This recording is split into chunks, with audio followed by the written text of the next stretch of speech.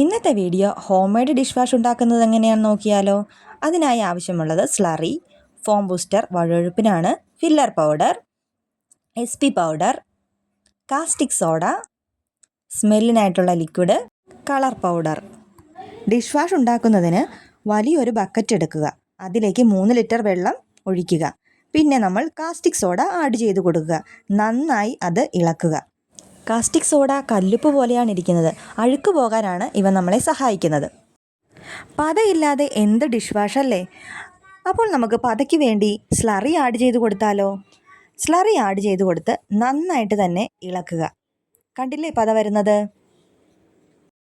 അടുത്തത് sodium sulphate ആണ്, അഥവാ SP powder. SP powder add ചെയ്ത് നമ്മൾ നന്നായി ഇളക്കുക. SP പൗഡർ ഒരു അണുനാശിനിയാണ്, അഴുക്ക് മാറാൻ സഹായിക്കുന്നു. വേണമെങ്കിൽ നമുക്ക് കുറച്ച് ഫോം ബൂസ്റ്റർ കൂടി ആഡ് ചെയ്യാം. ഞാനിതിൽ ആഡ് ചെയ്യുന്നുണ്ട്, ഇത് ഓപ്ഷണലാണ്.